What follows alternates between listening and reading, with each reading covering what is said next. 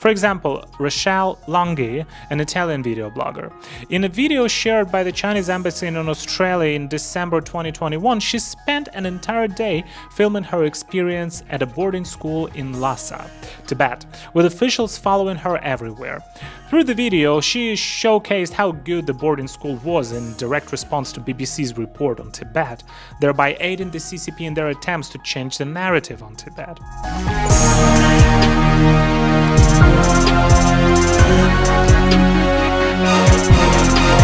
Hi everyone, this is Stan, your favorite Polish Taiwan YouTuber. Hope you're having a great day. Welcome to today's show. In the past, I've been talking a lot about foreign CCP shills, their propaganda messaging, and also exposing their CCP funding on my main channel and on this English channel also. Some of the more well-known figures include Hot King, Daniel Dumbrell, Carlo 60, Fernando Fermube, Barrett, and so on. However, the Chinese Communist Party continues to actively recruit new members in ways that ordinary people cannot imagine. After the outbreak of COVID-19 in China, despite many foreigners leaving the country, the CCP has continued to nurture a new generation of foreign shills to use for propaganda purposes following the lifting of restrictions.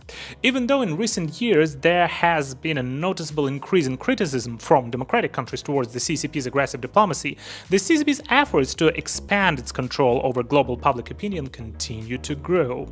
It seems that the CCP understands very well that public opinion in democratic countries is fluid and can even be subverted using extensive and repetitive propaganda to distort the truth. Apart from exerting influence through platforms like TikTok, the CCP uses various methods to control other media, such as influencing Western social media platforms like Facebook to suppress specific opinions through sponsored advertisements. They also mobilize both official and unofficial internet forces domestically and overseas to target those who oppose the CCP, allowing the little pinks to bully dissidents and their families who are in exile abroad, and file mass reports on different social media platforms against the key opinion leaders who are critical of the CCP. This affects monetization, thus fewer and fewer people are willing to stand up against the Chinese government, because their content will not be promoted by those platforms. Simultaneously, the Chinese Communist Party is actively recruiting more foreigners to work for them. They come from different countries and speak different languages, all of which are useful to propagate pro-China and pro-Russia sentiments, spreading skepticism and animosity towards the United States across various social media platforms, online forums, and communities. They even utilize international student networks in Chinese universities as potential talent pools, nurturing foreign young people learning Chinese into future pro-CCP key opinion leaders who can spread their message on foreign social media platforms. For instance, Joseph Oliver Mendo, a doctoral student from Cameroon at Peking University, parrots the CCP's official narrative regarding the cotton industry in Xinjiang, claiming in the video that the people in Xinjiang believe the government is taking care of them. This information and this footage can be found in the recent ASPI report, singing from the CCP's songbook. Joseph emphasizes in the video, "So I saw some villagers. They're happy, they're very fine with it, it works for them." The Chinese Communist Party utilizes various foreign individuals who seek fame and financial benefits to manage public opinion outside the Great Firewall. They leverage the foreign language skills of these shills to suppress any negative news that might be damaging the CCP's regime. For example, Rochelle Longhi, an Italian video blogger. In a video shared by the Chinese embassy in Australia in December 2021, she spent an entire day filming her experience at a boarding school in Lhasa, Tibet, with officials following her everywhere. Through the video, she showcased how good the boarding school was in direct response to BBC's report on Tibet, thereby aiding the CCP in their attempts to change the narrative on Tibet.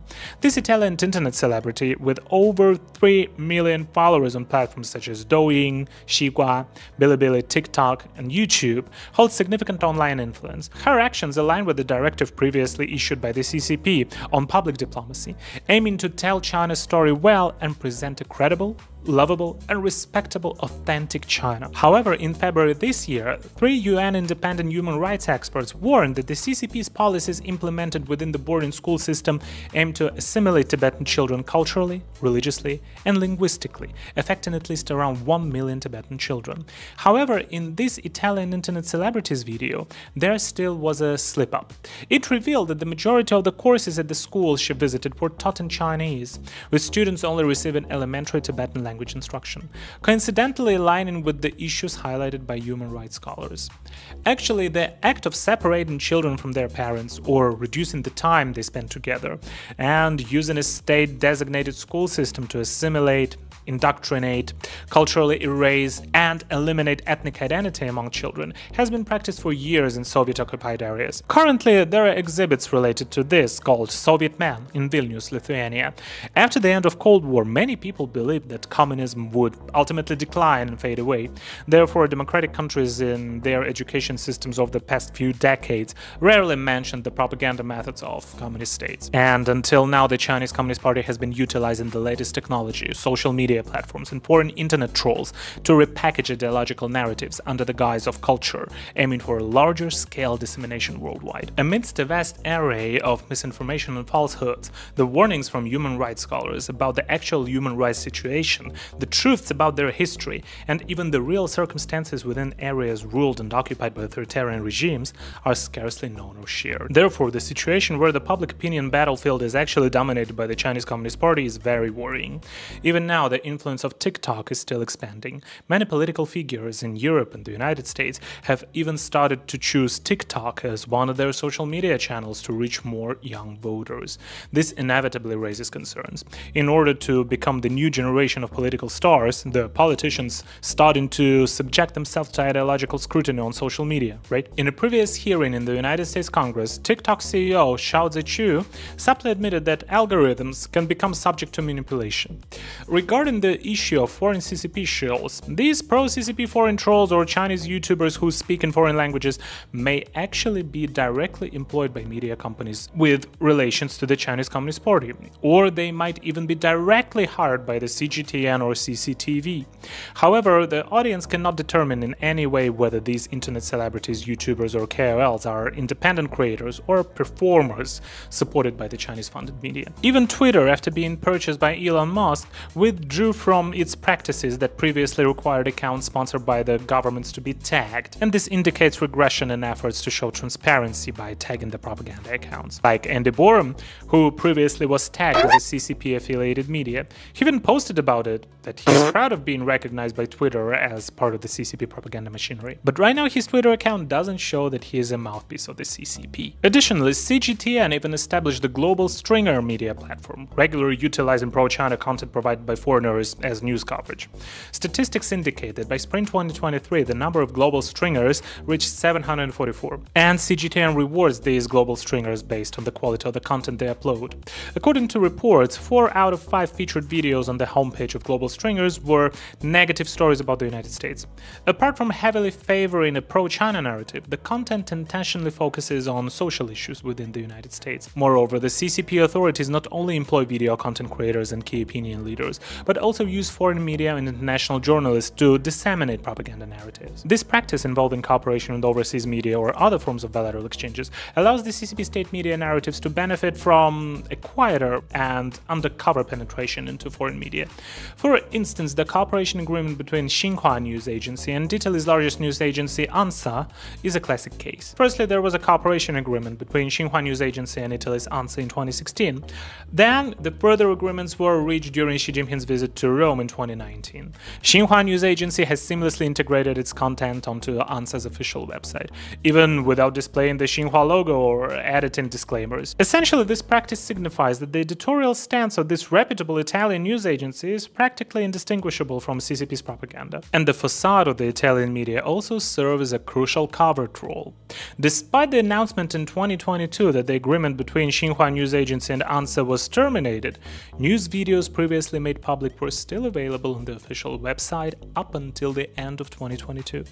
In addition, the Chinese Communist Party organizes various propaganda competitions and offers collaborative programs for international television stations and media to participate in telling positive stories about China. Vikram Channa, the Asia-Pacific senior manager of Warner Brothers Discovery, stated during the launch ceremony of the My China Story The Great Bay Area competition held in December 2022 that the best way to tell good stories about China to the world is through collaboration. In 2022, China joined the panel of expert judges for the competition of such videos.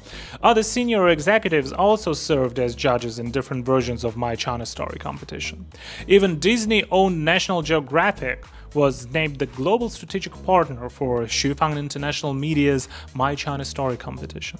Shufang International Media, also known as Beijing Shufang International Digital Culture Media Company, formerly the Fusion Media Center of the China Foreign Languages Publishing Administration, is a deputy-level unit directly under the China Foreign Languages Publishing Administration. It is also the convener of the media industry branch of the China Foreign Language Publishing Administration, specializing in planning, producing, and promoting multimedia products in multiple languages, with a focus on mobile, social, and visual media. They provide international communication solutions on topics related to China for local governments and export-oriented enterprises at various levels. The cooperation math, as mentioned above, I believe is something many people are hearing about for the first time, and it's likely to be very surprising. This is because almost all of the media collaborations we have heard of are typically associated with media supported by the CCP.